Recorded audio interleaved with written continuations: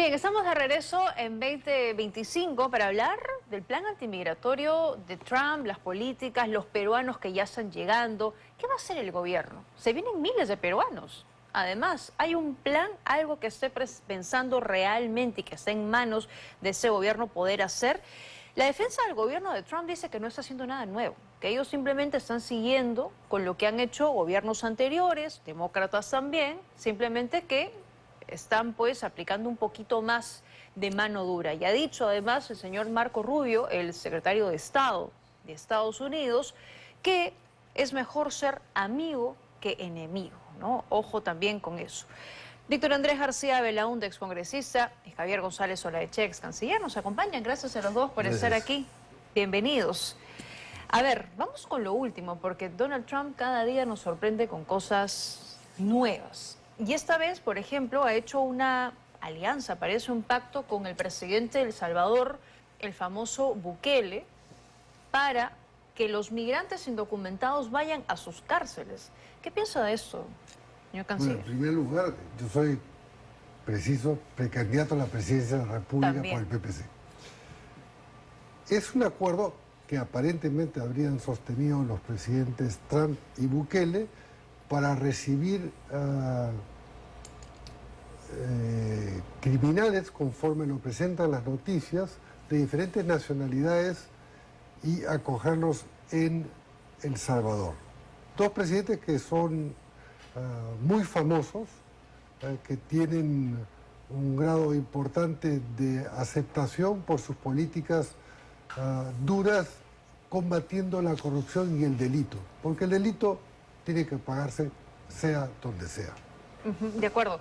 Y es bien cierto lo que dice el señor Olaechea, ¿no? Porque aquí incluso hay algunos admiradores de la política de Bukele, ¿no? Pero el detalle es que peruanos podrían llegar también a esas cárceles, y eso es grave. Yo creo que es un error, es un error. O sea, tú no puedes subastar a tu país, tú no puedes construir cárceles para que la ocupen delincuentes internacionales, pues, de todo tipo. Terroristas, Al-Qaeda, talibanes, qué sé yo, el Tren de Aragua. Sí. O sea, yo la verdad que, es decir, para Bukele, para Estados Unidos es ideal tener a un presidente de América del Central que puede albergar a la basura humana que ellos califican como tal, a un presidente que está a cargo de eso, casi como un alcaide, se vuelve a ver Bukele un alcaide, o sea, un jefe de una cárcel. Me parece muy mal. No creo que el pueblo de El Salvador acepte eso. Porque ya, si lo han aplaudido, si lo han reelegido, porque ha combatido a la delincuencia y las ha encarcelado, eso no significa que vaya a estar de acuerdo con él para que vengan de fuera delincuentes a ocupar cárceles que debían estar libres para ocupar a su propia gente y no a los extranjeros. Claro, porque además Estados Unidos va a pagar, ¿no? Una mínima cantidad para ellos, pero que representa algo importante. Bueno, pero es que Trump es un negociante y paga. Y Bukele ha sido antes negociante, representante de Yamaha en El Salvador. O sea, son dos hombres de negocios. Empresarios, claro. Que están haciendo política. No me parece correcto. Ahora, de igual manera, hoy ha salido el primer avión a La Habana, ¿no? A Cuba. Ha llegado el primer vuelo con migrantes arrestados a la base militar de Guantánamo, que era algo que Donald Trump también ya había anunciado. Vamos a ampliar Guantánamo, 30.000 camas más para que lleguen ahí.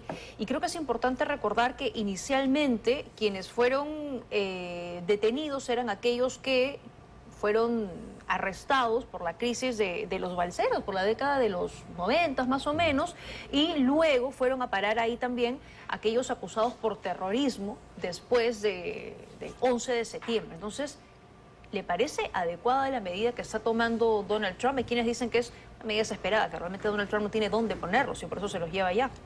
Muchos países en América Latina se negarían a aceptar prisioneros deportados, que siempre hay que diferenciar aquellos que están en situación irregular, que pueden tener un trato obviamente diferenciado, de aquellos que han delinquido. Los que han delinquido en los Estados Unidos tienen que pagar las consecuencias porque la ley se cumple y se debe cumplir en todas partes, en el Perú, en cualquier parte.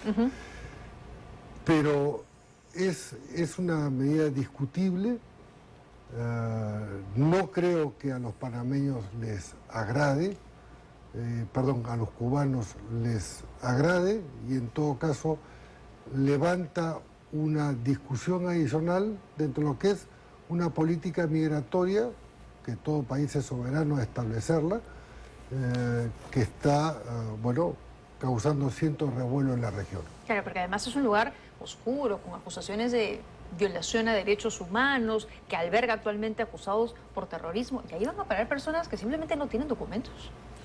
Ahora, Guantánamo es un territorio alquilado a perpetuidad por Estados Unidos a Cuba. Creo que empezó el contrato del año 1909, cuando después de la independencia de Cuba y después de la guerra española de Estados Unidos con España. Entonces, Cuba le cede ese pedazo del extremo de la isla de Cuba para que Estados Unidos tenga ahí primero una base y después ha tenido unas cárceles y ha tenido a muchos terroristas, inclusive internacionales ahí, ¿no? Entonces, claro, Cuba nunca le ha gustado el tema y siempre ha protestado. Pero en todo caso, es más lógico tenerlos ahí que tenerlos en El Salvador. Por lo menos, en el caso de Guantánamo, bueno, ellos tienen posesión de ese territorio hace más de 100 años y bueno, y antes lo han hecho también. Entonces, que lo hagan esta vez, bueno, pueden hacerlo, ¿no? Pero claro, ante la imagen del mundo no creo que sea lo más adecuado, ¿no? Claro, porque además entiendo que la Casa Blanca aún no han definido cuánto tiempo se van a quedar los indocumentados en ese espacio, cuáles son las garantías, además de que van a tener acceso, o sea, a un abogado, que van a poder hacerse las cosas en regla, sobre todo, ¿no? Eso, básicamente, porque el zar de la frontera, Tom Homan, lo que decía es que Guantánamo va a albergar lo peor de lo peor. Entonces, ¿qué se puede esperar de eso? Nada bueno, evidentemente, ¿no? Ahora, repito, Estados Unidos, como cualquier país, tiene el derecho a fijar su política migratoria, y en este caso, las órdenes ejecutivas del gobierno de Trump han incluido la frontera sur con México, en el entendido que forma parte de lo que ellos consideran, con esta administración, una adición a lo que es la seguridad nacional americana. Pero también los demás países tenemos las posibilidades de fortalecer nuestros servicios consulares. Por ejemplo, en los Estados Unidos tenemos 16 consulados generales, se calculan entre 360, 380 mil peruanos en situación irregular, con una cantidad de matices muy grande a los que sí el gobierno peruano tiene que atender. Ahora sabemos también que Estados Unidos ha venido como política deportando muchos peruanos en los últimos años, de manera que no es novedad. De acuerdo. Lo que sí es novedad son las formas de intervención, las cancelaciones de algunos derechos de los nacidos en los Estados Unidos, la división de las familias, en fin, y ahí sí el gobierno tiene una amplia gama de posibilidades para actuar pronto en salvaguarda de los derechos de los migrantes peruanos en situación irregular. De acuerdo. Hay más de 300.000, efectivamente, peruanos indocumentados. Sería bueno saber... Yo tuve una vez la cifra extraoficialmente de 380.000. Ah, caramba. Posteriormente escuché de fuentes oficiales que eran menos, más o menos del 1.000.000 y algo de peruanos que viven en los Estados Unidos. Claro, pero sería bueno saber si, por ejemplo, el Estado está destinando un presupuesto adicional a esos 16 consulados para poder atender a la gente. Evidentemente no va a poder atender caso por caso porque es demasiado dinero y recursos, pero algo más tendría que estar haciendo en la situación en la que están, ¿no? Y hay que recordar que el Congreso tiene 2 parlamentarios también que representan y que no valen para nada, por supuesto, que representan a los peruanos en el extranjero. ¿Y a dónde están? No los veo. Es muy cierto. Tanto esfuerzo han hecho para crear estas 2 curules, quitando 2 curules a Lima, que las necesita y que tiene mucha más población y necesidades, para que estos señores se paseen por el mundo, pero ahí no están, ahí no están. No los veo yendo a El Salvador o a Guantánamo a ver a los peruanos que hay ahí. No lo veo. Ahora, hay 11 millones de indocumentados en los Estados Unidos. y están expulsando a 70, 200, 300, dicen que 12.000 peruanos han venido en los últimos años. ¿Van a expulsar 11 millones? ¿Cómo? Si entran 30.000 en Guantánamo solamente, sí, y entrarán pues 20.000 o 15.000 más en El Salvador. O sea, ¿qué van a hacer con tanta gente? Yo creo que la política de inmigración de Estados Unidos está, en fin, con dificultades tremendas para resolverlas. de acuerdo. Aquí han llegado 34 y 15 han sido llevados a albergues porque viven en provincia o porque simplemente no tienen una familia o un domicilio. ¿Qué les puede ofrecer el Estado peruano a estas personas que muchas veces se fueron porque no encontraban aquí oportunidades? Les pido que por favor me esperen unos minutos, tengo que hacer una pausa, pero regresamos con eso y más aquí en 2025. Muy bien, estamos de regreso y quedó pendiente la pregunta de qué va a hacer el gobierno peruano con los migrantes que Estados Unidos está deportando. Han comenzado 34, 15 les decía, han sido llevados a albergues porque o viven en provincia o simplemente aseguran que no tienen ningún domicilio, ni familia, ni nada. ¿Qué va a hacer el gobierno por ellos? Porque además muchos se fueron porque decían no tengo oportunidades aquí. ¿Qué oportunidades les puede ofrecer hoy el Perú? Bueno, yo voy a repetir lo que ya dije en otro programa, me parece en RPP el domingo, o hace varios días. El gobierno debería implementar, en primer lugar, poner a disposición dinero adicional importante al Ministerio de Relaciones Exteriores, partidas presupuestales adicionales. En segundo lugar, ampliar los servicios legales y no legales para los migrantes que todavía no han sido deportados, porque además hay algo que se le genera a la propia Administración Federal Americana, que es lo que se llama una imposibilidad. Si quisieran deportar a la mitad de los ilegales peruanos, 150.000 supongamos, tendrían que haber pues 300 vuelos. Claro. Materialmente es imposible separarlos, pero sí lo que debe hacer el gobierno es implementar servicios adicionales propios en los consulados, hacer contrataciones locales ahí donde está la mayoría de los peruanos en esta condición, para brindarles servicios también no legales, porque están los problemas de salud, hay migrantes que están, digamos, en la situación de un tratamiento médico, ¿cómo se lo corta? Porque han anunciado que van a intervenir colegios, que van a intervenir hospitales, la separación de padres con hijos. Es terrible.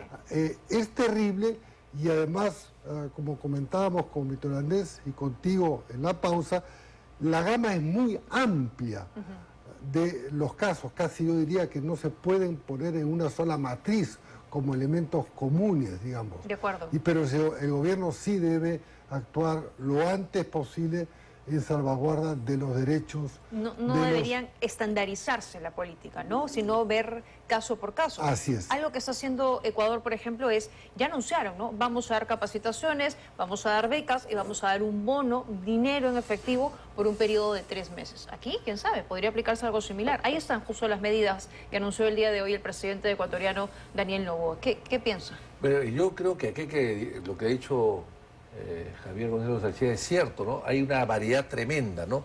El que regresa después de 1 mes, 2 meses, 3 meses, el regresa después de 10 años, bueno, hay una diferencia. El que ha remitido dinero al Perú y el que no ha remitido dinero. Al que ha remitido, lo más probable es que tenga algo acá todavía, alguna compra que haya hecho, una familiar, qué sé yo. Entonces yo creo que sí, hay que apoyarlos, orientarlos, pero cada caso es diferente al otro y va a ser difícil establecer un prototipo o un protocolo igual para atender a todos, porque no todos están en una igual situación. Y además hay gente, estoy seguro, los que han estado mucho tiempo allá, que vienen con una actividad ya profesional, exitosa ya, y que pueden emplearla acá, que serán emprendedores para ayudarlos pues a emprender algún tipo de negocio o de actividad, ¿no? De acuerdo. Hemos consultado al abogado laboralista Jorge Toyama sobre la reinserción laboral de la que habla el gobierno y qué tan viable lo ve. Eso fue lo que nos dijo. Para reubicarse no va a ser una tarea fácil, ¿no? Creo que el gobierno podría apoyar en 3 dimensiones, ¿no?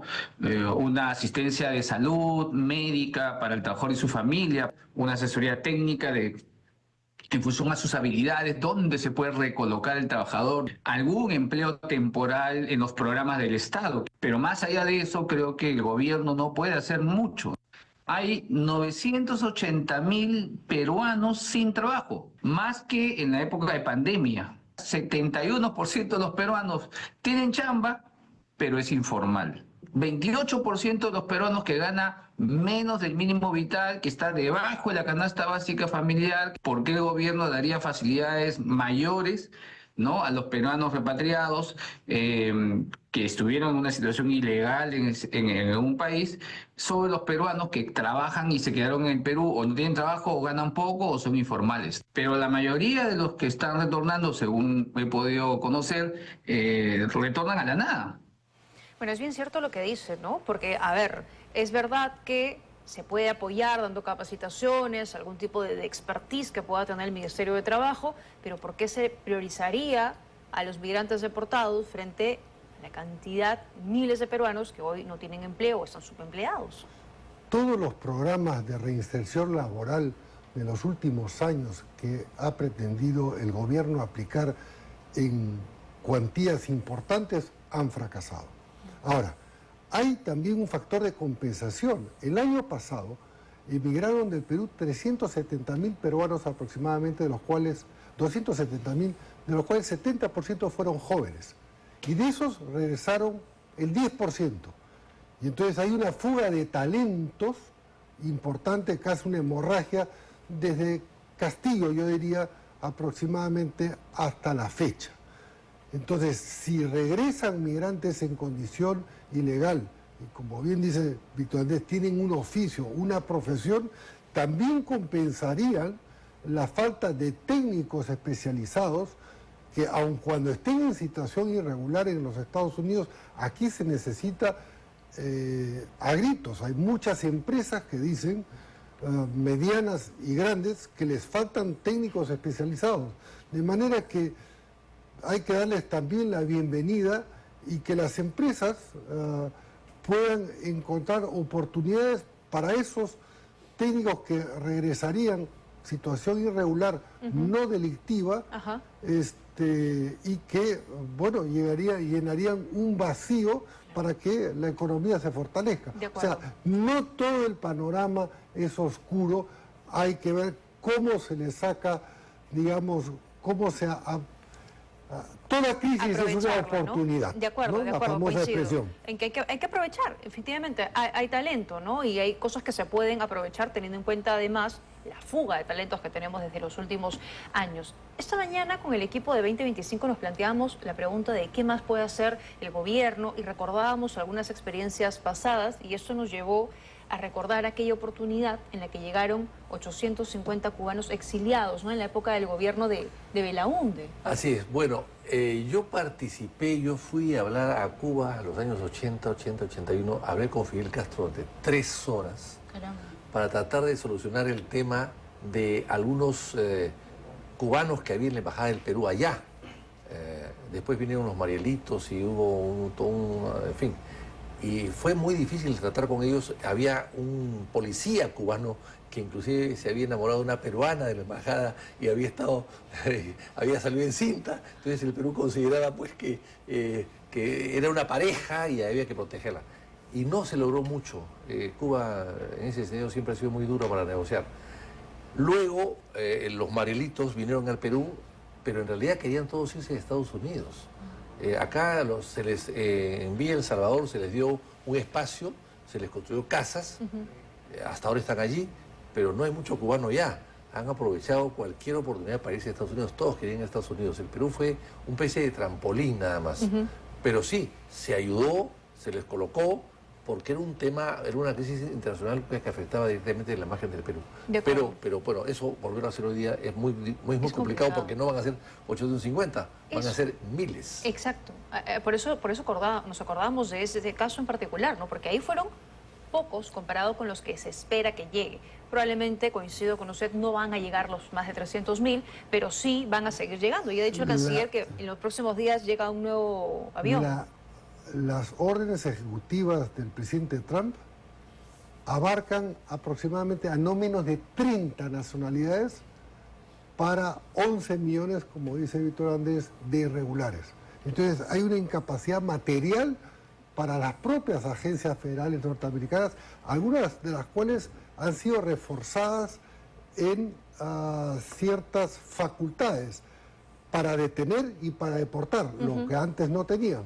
Entonces, yo creo que los Estados Unidos va a tener que ir administrando y adecuando ese deseo que tiene de sacarse encima principalmente a los que han delinquido y después tomar las cosas con pausa porque va a ser desbordada por la propia realidad. De acuerdo. Gracias a los dos por haberme acompañado esta noche. Muy gentiles por la conversación y análisis. Pausa, volvemos con más en 2025.